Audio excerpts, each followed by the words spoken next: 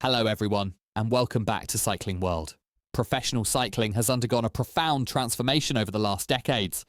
The sport is no longer defined by who races the most, but by who prepares the best. Science, data analysis, and long-term planning have become decisive tools, and few teams represent this shift more clearly than UAE Team Emirates. UAE has built a performance model that goes far beyond traditional training concepts. Artificial intelligence now plays a central role in how workloads are distributed, how recovery is optimized, and how peak form is timed. Training sessions are no longer designed in isolation. They are adjusted continuously using predictive data that helps prevent overload while maximizing race day performance. This is not about training more. It is about training smarter. This evolution reflects a wider reality across the modern peloton. Today's top riders compete far fewer days than the champions of the past. Jonas Vingegaard, for instance, is expected to race around 60 days per season. That figure stands in stark contrast to the 130 days raced during the era of Miguel Indurain, or the extraordinary 170 race days some riders reached in the time of Eddy Merckx. These numbers cannot be directly compared. The demands of modern racing, the intensity of each event, and the specialization required today are completely different. However, they are still relevant. They highlight how the sport has shifted toward precision, control, and selective exposure. Riders are no longer built to race constantly. They are built to peak perfectly. UAE's methodology fits seamlessly into this new reality. Their focus on neuromuscular efficiency, motor control, and core stability has led to innovative training methods that target how the brain recruits muscle fibers, not just how strong those muscles are. Simple tools such as elastic bands and activation drills are used to reinforce automatic movement patterns, reducing energy loss at high speed. What is particularly significant is that this approach is no longer going unnoticed. Other teams in the peloton are watching closely. UAE's consistency, resilience deep into races, and ability to deliver peak performances have turned their training model into a reference point. Conversations within the peloton have shifted. Marginal gains are no longer optional. They are essential. Cycling has changed. Preparation has changed. And teams that fail to adapt to this reality risk being left behind. UAE Team Emirates is not just responding to the modern era of cycling. They are helping define it. The evolution of professional cycling is perhaps best explained through the voice of the riders themselves. Jonas Vingegaard has been particularly open about how the sport has changed and why today's calendar looks nothing like it did decades ago. For modern stars, racing less is not a sign of fear or limitation. It is a strategic necessity. Vingegaard's expected season of around 60 race days has sparked debate among fans, especially when compared to past generations. During the era of Miguel Indurain, riders often competed more than 130 days per year. Go further back to Eddy Merckx, and some seasons reached close to 170 race days. On paper, the difference is striking, but Vingegaard is clear that these comparisons lack proper context. The intensity of modern racing, the specialization of training, and the demands of peak performance have completely transformed the sport. Each race today is ridden at a far higher physiological and tactical level. Recovery, timing, and freshness have become decisive factors, especially when targeting Grand Tours. This perspective also explains his stance toward one-day races and cycling's biggest monuments. Critics have suggested that Vingegaard avoids these events out of fear, particularly when facing a rider like Tadej Pogačar, who has repeatedly shown dominance in that terrain. Vingegaard's response is direct and honest. It is not fear. It is realism. He has openly admitted that while he would love to win one-day races like Pogačar, he does not currently see a clear path to prepare for them properly. One-day classics require a completely different physical profile, training focus, and seasonal build-up. Entering those races without full preparation would only risk undermining his main objectives. For Vingegaard, preparation is absolute. A rider either arrives 100% ready, or he should not go at all. Racing monuments without the correct build-up would endanger his season, particularly his Grand Tour ambitions. That is why he has made it clear that fans should not expect to see him contesting cycling's monuments in the future. This philosophy also underpins his defence against claims that he races too little. 60 days in the context of modern cycling is not a light calendar. It is a focused one. Over-racing in spring, Vingegaard argues, is often paid for later in the Tour de France. Jonas Vingegaard's position has also been shaped by constant external pressure. In an era driven by comparison, many fans and commentators have questioned why a rider of his stature limits his racing programme and focuses almost exclusively on Grand Tours. For Jonas Vingegaard, the answer is neither defensive nor evasive. It is pragmatic. Vingegaard has been clear when responding to accusations that he races too little. Competing around 60 days in a season, he argues, is already a significant workload in modern cycling. The difference lies not in quantity, but in intensity. Every race demands full commitment, peak conditioning, and precise preparation. There is no room for half measures. His focus on the Giro d'Italia and the Tour de France reflects that philosophy.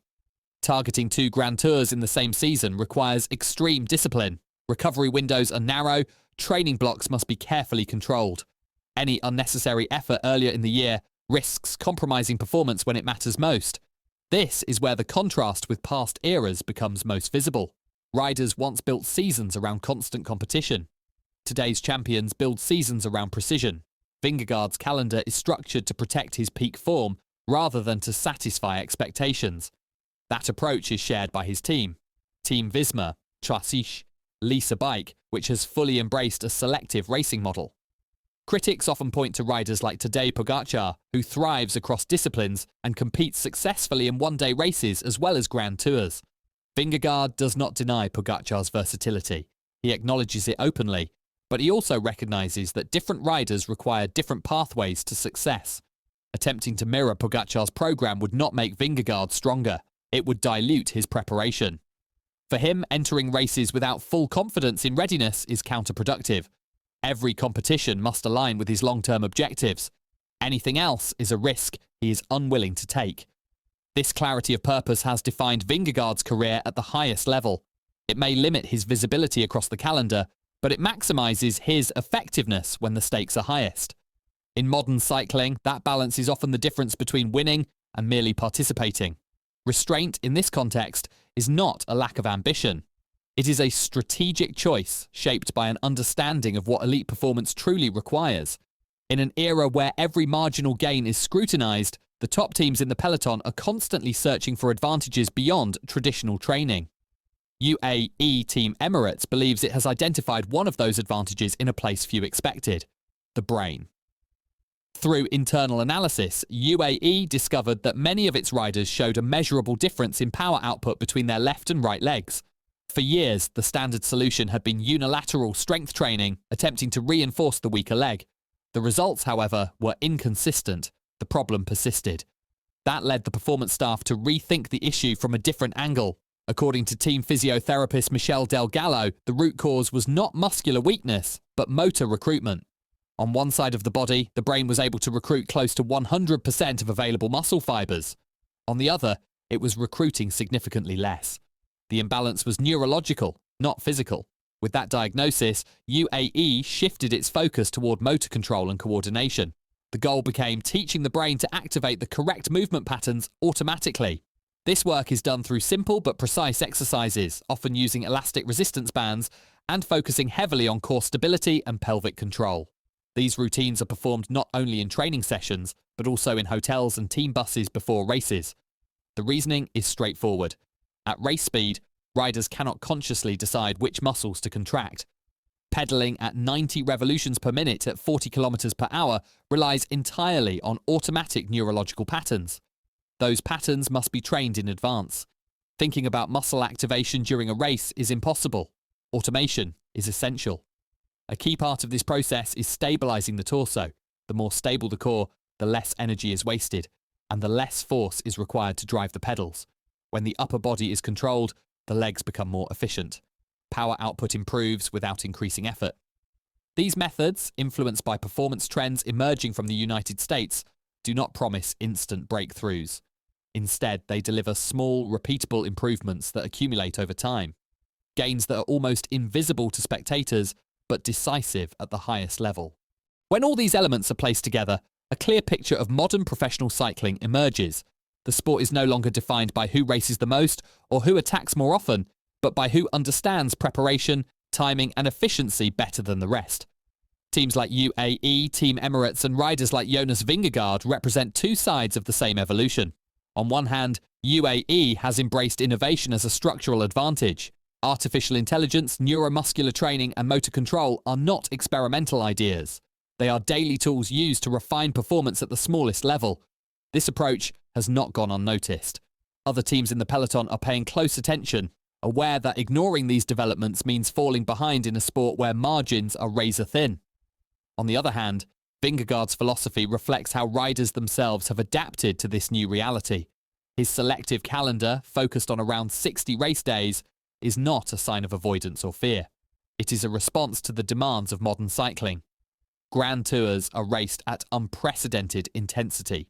Recovering, peaking, and arriving fresh have become as important as raw ability.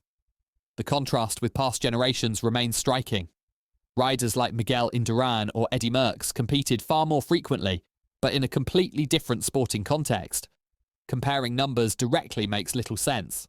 What matters is understanding how the sport has shifted from endurance through repetition to excellence through precision. Vingegaard's refusal to contest one-day monuments, his honesty about not knowing how to prepare for them properly, and his insistence on full commitment before entering any race underline a mindset shaped by this evolution. Preparation is no longer optional. It is absolute. Together, these approaches illustrate where elite cycling is heading. Less exposure, more control. Fewer races, higher stakes. Training that targets not only muscles, but the nervous system that governs them.